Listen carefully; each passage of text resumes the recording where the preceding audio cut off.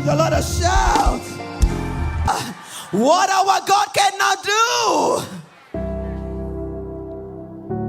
Church, praise the Lord. Praise the Lord. It's only the living that can praise the Lord. The dead cannot. My name is Nwando. I came from Taraba I made a promise to God, a vow to God that I must come here to say thank you to Him. Sometime 2023, my friends were sending me the link. I was not interested. So, until I had an issue that ran me out of the town where I was, I did a job I'm a rice miller in Taraba. I have rice mills. I did a job for an Igbo woman that comes from Port Harcourt. And then I didn't know she took rice on credit from customers. And you know, I'm Igbo, she's Igbo. Automatically, she has become my sister. So when the woman left with the rice, she promised that she was going to, once she gets to Port Harcourt, she was going to supply to Hardship people. And that was it. When they called the woman did not respond. They came to me. I said, I only did work. I am not short you. They said, it's my sister. I said, I cannot deny that I'm not Igbo, but I'm from Anambra and she's from Imo. Yes, I am from Anambra and she's from Imo. That is it everybody I work that I will shorty. I'm not a shorty to anybody. I thought the thing was dragging. I started looking. I told them I was also contributing, looking for the woman. We started looking, we didn't see. So eventually they came with court order after me. That the woman happened to know a judge. They came with court order to arrest me.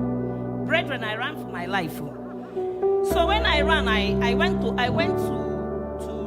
submit myself to. I ran from Mutumbu to Jalingo. I went and met the chief registrar. I said, see. He said, okay, I should come down. So I said, okay, there's no coming down here.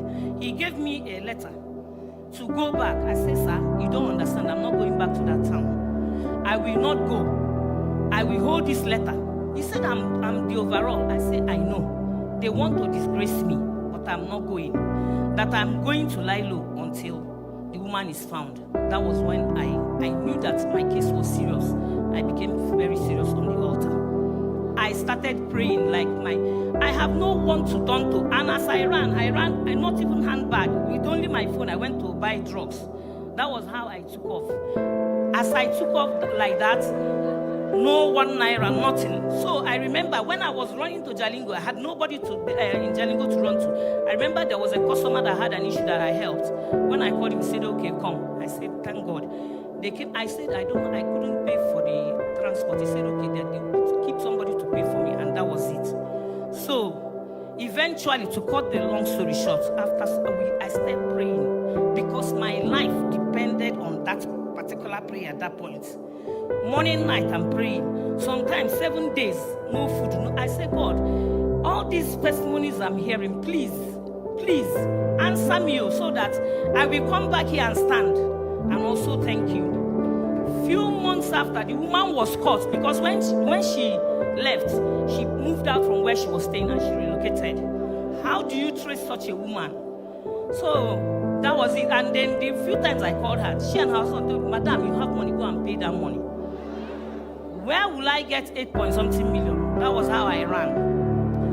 So I started praying, and eventually they caught the woman.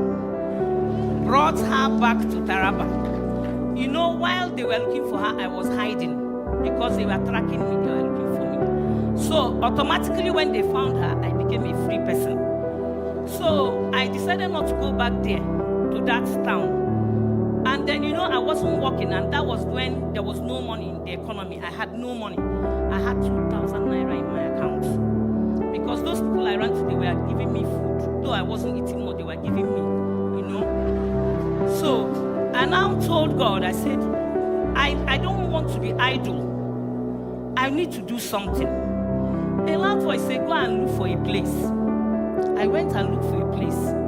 They showed me an open field. No, not even canopy there. Because what I was doing, each time I have money, I buy spare machines and keep. I said, okay, I'll send for my machines. and look for a place and start in the Jalingo, the capital. I'm no longer going to that place. So 2,000 naira. I got a place and they said they will lease it for 150. I had 2,000. I went back. I said, God, they said there is 150 and I have 2,000. He said, relax. I said, how can I relax when I have only 2,000? I said, okay. My prayer points, one night they told me, don't pray. I was praying to God to show me where to borrow to come and build. A loud voice said, ask God to give you jobs in your mills so that nobody will come to ask you to pay back when you borrow. The day, that night as I changed, I prayed all through. The following day, one of my boys called me that they brought a walk. I said, walk. I was thinking maybe 20,000. He said 1.2 million. I said, I said, come, are you playing with me? He said, no. That the customer wants to transfer some money. I said, no, until I see the alert. I don't want to say anything. I don't want trouble. So after some time, I had an alert, 800,000. I went back to that place I paid for lease. I went and, because I told the man I was going to balance him. I said, no, give me 1 month to balance because I gave him 150. Let me use the rest to start from this so that it will make me serious. The man accepted. From my 2,000 naira, let me cut the story short. From my 2,000 naira, within 6 weeks, I built a rice mill. I roofed it. I installed my machines. What God cannot, you people don't understand. I roofed it. Everything was set. Then I went back. It was December. I said, God, I have finished. But I didn't do season like others. He said, relax. I said, okay, I have learned to hear the relax. I relaxed. 2 days later, one of my classmates from Gombe called me. I said, Nek, I said, yes, I'm sending somebody to you. Please, when the person comes, treat him well. They need to do a job. Sir, Pastor Jerry, thank you. Do you know that they sent the man to me? I did a trailer and a half.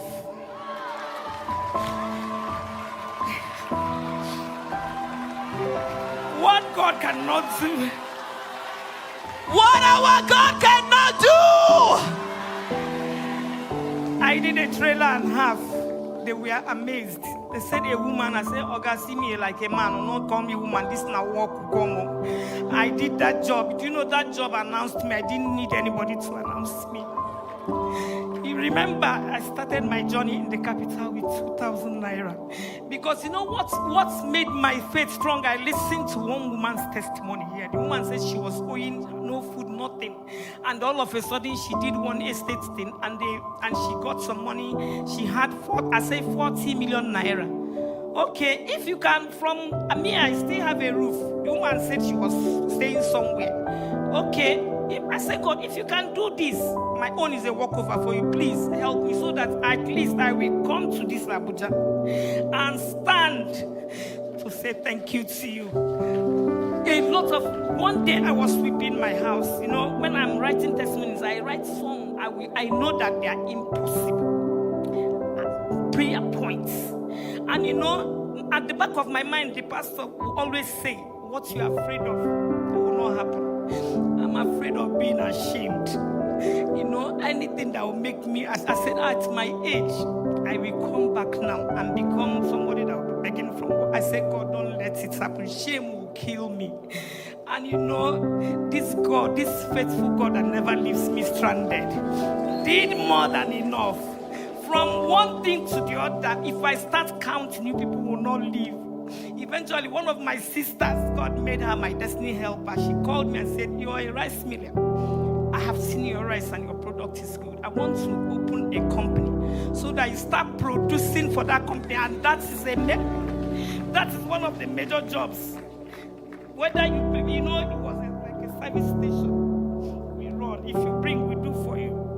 She now told me, produce in my name. And we did. And we made wave during December. As I'm speaking to you now, I came to Abuja for my visa to China.